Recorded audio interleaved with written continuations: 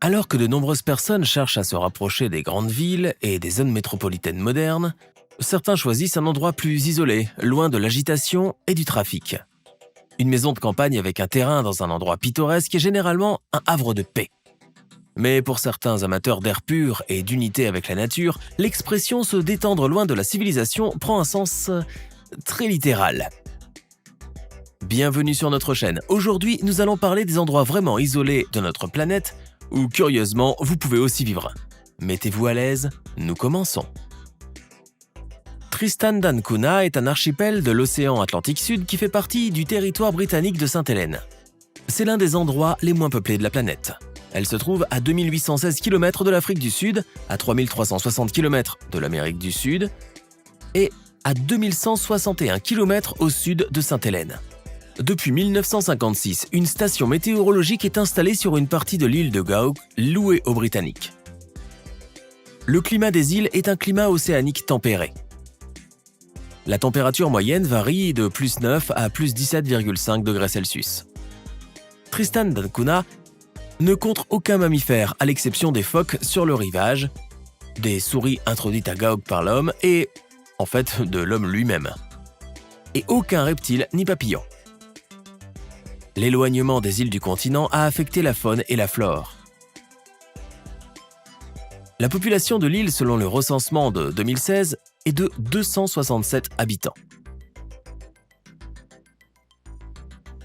Tous les résidents sont les descendants de 8 hommes et 7 femmes, qui ont émigré sur l'île entre 1816 et 1908.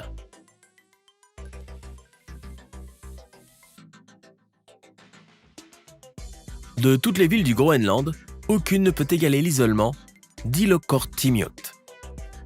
Bien que la ville, l'un des établissements les plus septentrionaux du monde, fasse partie d'une région de la taille de l'Angleterre, sa population dépasse à peine les 500 habitants. Ilokortimiut se trouve sur la côte, mais la mer est presque toujours recouverte d'une couche de glace et on ne peut s'y rendre en bateau que pendant 3 mois par an. Il y a un aéroport à 40 km, mais les vols ne sont disponibles que 2 fois par semaine. Mais la principale raison pour laquelle la ville est coupée des gens est le désert de glace impénétrable qui l'entoure sur des kilomètres. L'endroit est riche en terrains de chasse avec des phoques, des morses, des narvals, des ours polaires et des renards arctiques. L'archipel des Kerguelen ou îles Kerguelen est un groupe d'îles du sud de l'océan Indien composé d'une grande île et d'environ 300 petites îles et rochers. Elle porte le nom de celui qui l'a découverte, Yves-Joseph Kerguelen, une partie des terres australes et antarctiques françaises.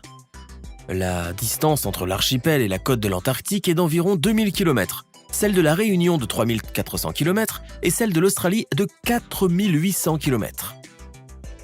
L'ensemble de l'archipel couvre 7215 km², soit presque 3 fois la taille d'un pays comme le Luxembourg.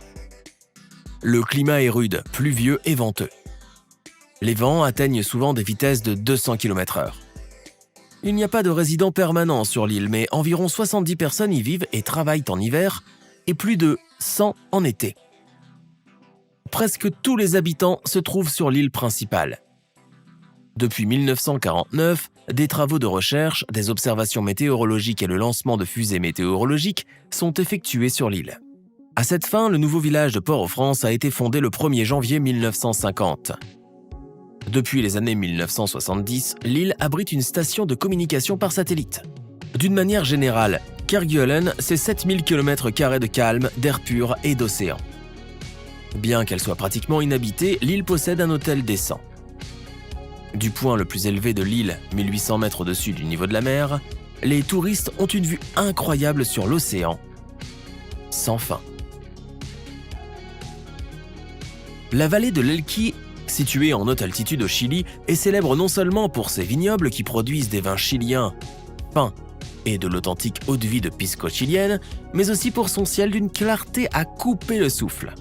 Il y a 240 jours et nuits par an de temps clair et sans nuages, parfait pour les vignes qui aiment le soleil pendant la journée et pour observer les étoiles la nuit. Il n'y a pas de grandes agglomérations dans la vallée, seulement les petites villes. L'air est donc limpide et il n'y a pas de smog.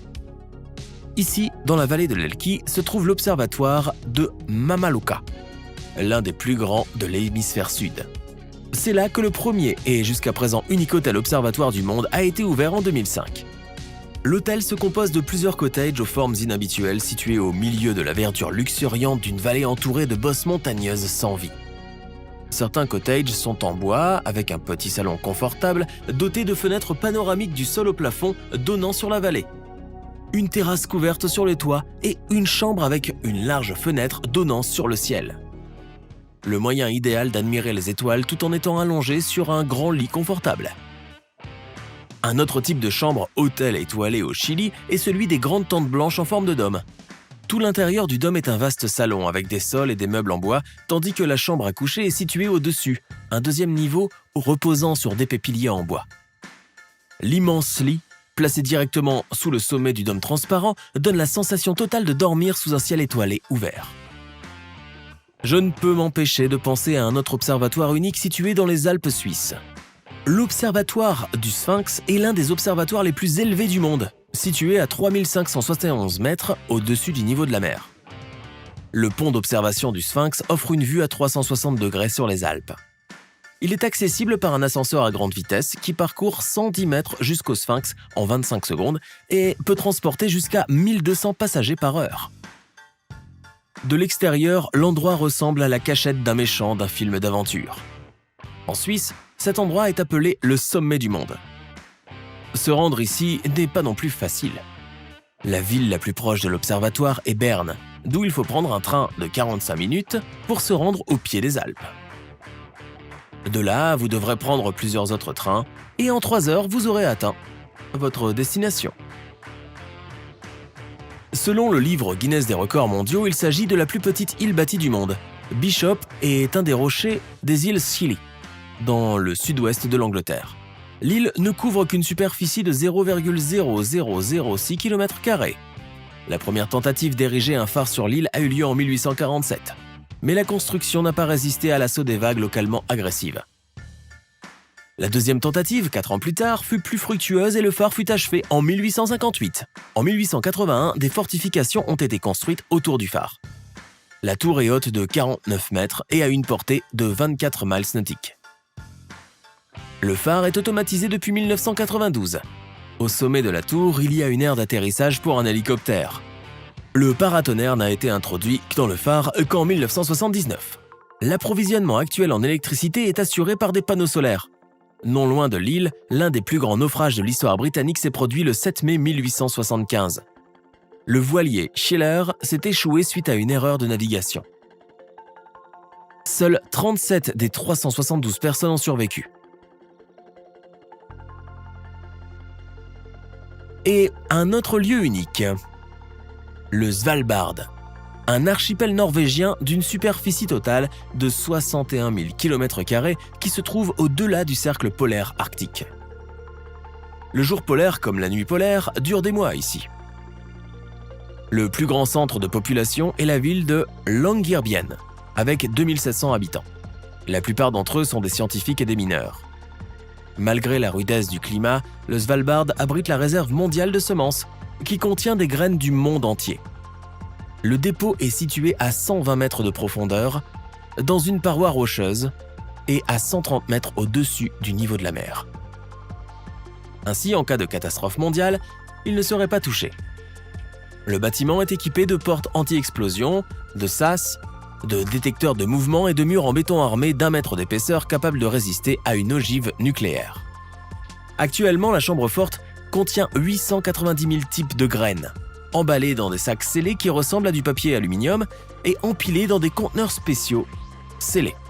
Au total, la réserve de semences peut contenir 4,5 millions d'échantillons de différentes espèces. 7 parcs nationaux ont été créés sur l'archipel et de nombreux animaux, dont des cerfs, des belugas et des renards arctiques, peuvent être souvent observés à Longyearbyen ou aux alentours de l'aéroport. La marque de fabrique du Svalbard est également la sterne agressive, qui défend son territoire en plongeant sur les passants. C'est tout pour aujourd'hui. Beaucoup d'entre vous ont probablement déjà eu envie de s'évader sur une île inhabitée, n'est-ce pas? Ou peut-être certains d'entre vous l'ont déjà fait. N'oubliez pas de partager dans les commentaires sous la vidéo. Donnez-nous votre avis et n'oubliez pas de vous abonner à notre chaîne. À bientôt!